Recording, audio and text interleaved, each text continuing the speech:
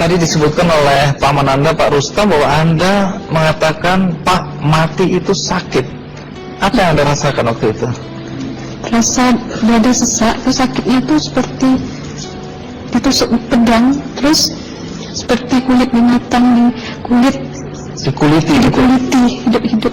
Sakit sekali waktu itu Sakit rasanya. sekali. Terus di dada saya terasa sesak. Setelah itu paman saya mengajar saya mengucap kalimat thayyibah, terus mengucap kalimat syahadat, asyhadu an la ilaha illallah wa asyhadu anna muhammadar rasulullah. Apa betul waktu roh Anda itu dicabut dari kaki gitu, Anda bisa melihat jasad Anda? Sempat saya melihat jasad saya pada waktu itu, tapi sebentar. Setelah itu saya dibawa pergi oleh dua orang malaikat ini. Dan pada waktu itu saya ingin ketemu sama ayah saya. Kebetulan ayah saya sudah meninggal. Dan suatu ayah saya meninggal, dia berusia 55 tahun. Setelah saya ketemu di sana, dia tuh berusia muda. Kok muda? Berusia 17 sampai 20 saya perkira. Anda sempat ngobrol dengan ayah? Sempat. Apa yang Anda sampaikan? Waktu itu ayah menangis. Ayah saya bilang, kenapa kamu kesini nak? Pulanglah, di rumah tidak ada orang. Kasihan lihat ibumu dan adik-adikmu. Tidak ayah, janjiku sama Allah sudah sampai. Dan pada waktu itu ayah saya menangis. Lalu apa yang dia ucapkan? Diam aja dia, tersilang. Kembali ke malaikat tadi, bentuk yang Anda lihat seperti apa malaikat ini? Dia ini laki-laki, tapi mukanya sama semua. Berapa malaikat? Dua. Iya. Fisiknya seperti apa? Seperti berserban, berpakaian ihram, mukanya sama. Wajahnya seperti apa? Wajahnya sulit saya gambarkan. Yang jelas dia sama, dua-dua itu sama rupanya. Apakah ada ucapan dari dua sosok yang Anda anggap malaikat itu? Ada. Apa kata mereka? Waktu itu saya mengalami perjalanan spiritual. Saya disoal oleh malaikat itu dengan sebutan ma ayyutuka, siapa Tuhanmu? Tanya. Waktu itu roh saya menjawab, Tuhanku adalah Allah. Siapa pemimpinmu? Pemimpinku adalah Nabi Muhammad Sallallahu Alaihi Wasallam. Mana kiblatmu? Kiblatku adalah Ka'bah. Siapa kedua orang tuamu? Siapa saudara maramu? Terus saya diperjalankan. Setelah itu kedua orang malaikat ini memimpin tangan saya, tangan kiri saya, membawa saya ke satu tempat, menduduki saya di sebuah kursi. Pada waktu itu kursinya itu empuk, mungkin 8 busanya ya, cantik. Terus di sana saya duduk. Di sebelah kanan saya ada tiba-tiba berwujud seorang perempuan. Dia mengaku Amal. Kamu siapa?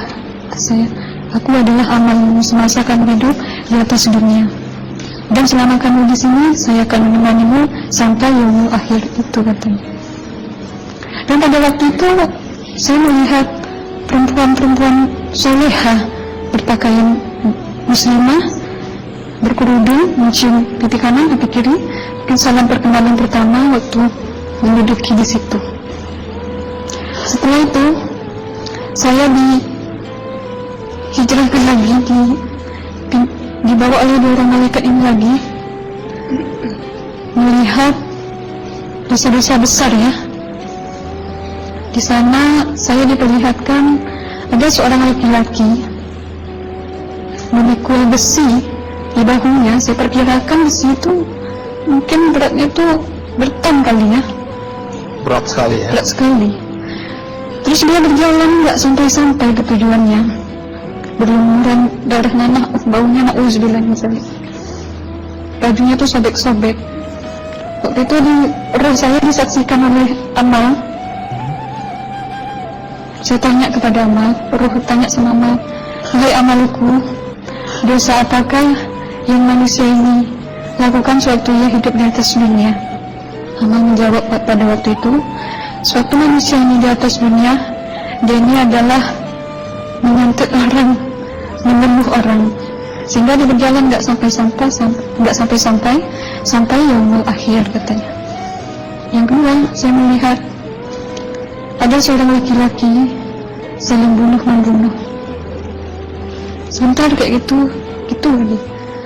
Waktu itu suatu manusia yang hidup di atas dunia, dia adalah seorang pembunuh, hingga dia tidak mau bertanggung jawab terhadap orang yang dibunuhnya. Terus yang ketiga, saya melihat ada seorang laki-laki dihujam kemaluannya pakai besi tenis timah panas itu ya, hingga menembus. Waktu itu roh bilang sama Amal, "Wahai Amalku, dosa apakah yang manusia ini hidup di atas dunia?" Amal waktu itu menjawab, "Suatu manusia yang hidup di atas dunia, manusia ini adalah seorang perzina." Setelah itu saya melihat ada seorang laki-laki disebati oleh rotan. Rotannya itu menyebati kulitnya itu hingga lepas daging sama kulitnya. Itu yang mau menjawab, suatu manusia yang hidup di atas dunia, dia ini tidak pernah sholat Islam. Hingga waktu matinya pun dia tidak mengucap 2 kalimat syahadat. Dan pada waktu itu roh sama Amal sempat menghafiz Quran pada waktu itu dengan harapan supaya manusia yang Allah siksakan ini bisa terampuni dosanya.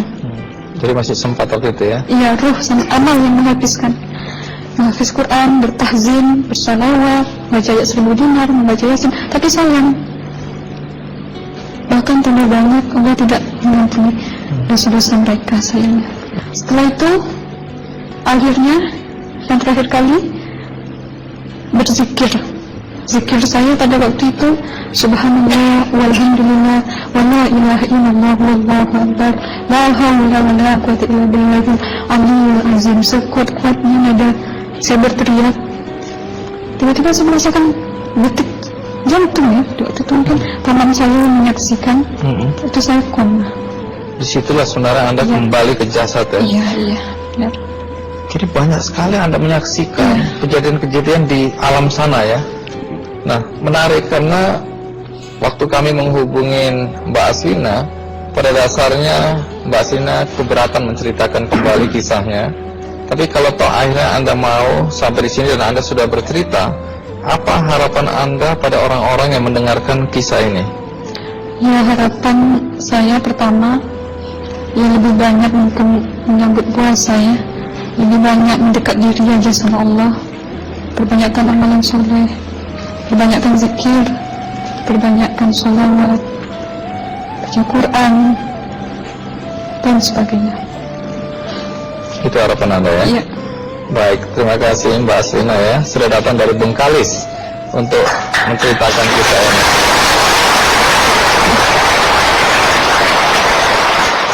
Dua ada Pak Komarudin Hidayat ya, bukunya sangat terkenal yaitu Psikologi Kematian dan Berdamai dengan Kematian.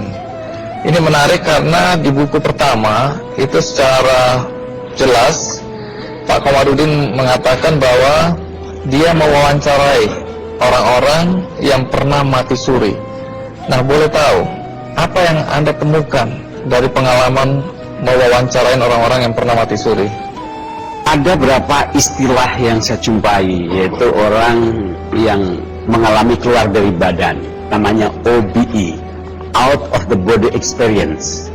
Ini bukan mati suri, tapi orang ya sehat, dia ketika tidur itu bisa keluar dari badannya. Ini kalau dalam tradisi Jawa ada namanya Ngroko Sukmo juga ada kan, satu. Nah, ada lagi orang yang pernah mengalami mati suri, kemudian namanya MDE, Near Death Experience. pengalaman rohani itu, ini kan sebenarnya menjadi kepercayaan klasik semua bangsa dan agama percaya. Dan agama juga mengatakan bahwa dalam diri kita itu kehidupan yang primer itu kan kehidupan rohani yang ada dalam jasmani. Nah, pengalaman mati suri ini sungguhnya hanya memperkuat saja keyakinan agama manapun juga. Nah, kemudian cerita-cerita ini secara ilmiah sulit dibuktikan, tapi sulit juga diingkari. Nah, berapa hal yang orang pernah saya wawancarai. Satu, bahwa rohani ketika keluar dari badan ini ibarat flash disk, ya, atau rekaman. Maka kemudian ketika roh di sana itu akan kelihatan semua rekamannya. Rekaman atas amalnya, perbuatannya. Sebenarnya badan ini kan merekam kan. Kalau untuk membuktikan bahwa kita merekam, itu tidak usah sampai mati pun kita bisa buktikan bahwa tubuh, lidah itu merekam semuanya. Nah, ketika rekamannya itu bagus, maka kemudian akan memberikan satu fasilitas yang nyaman, yang indah sekali, seperti yang diceritakan mungkin saudari Aslina itu. Tapi sebaliknya, kalau rekamannya itu negatif, maka pengalaman rohaninya itu juga sengsara. Ibarat orang mimpi. Ketika mimpi sebelumnya itu indah hidupnya, maka mimpinya akan indah. Tapi kalau sebelumnya itu sengsara, maka mimpinya sengsara. Kira-kira sederhananya seperti itu. Tapi pesan moralnya dari sekian banyak yang saya wawancarai itu satu gini, bahwa orang umumnya itu berubah total karena dia yakin bahwa hidup ini ternyata tidak selesai dan kematian, bahwa nanti ada kelanjutannya. Jadi ada hukum sebab akibat. Maka sekian banyak orang yang merasa wawancarai, yang tadinya tidak bayar pajak jadi bayar pajak, kan? Dan orang-orang yang merasa menang perkara karena nipu orang, dia kemudian dia malu, dia bertobat, sehingga berusaha dia untuk selalu membuat rekaman kebaikan untuk hidupnya. Nah, ini bagi saya itu believe it or not, tapi ternyata sekian banyak orang yang saya wawancarai itu betul-betul berubah hidupnya. Luar biasa. Ya. Terima kasih Mas Alvin.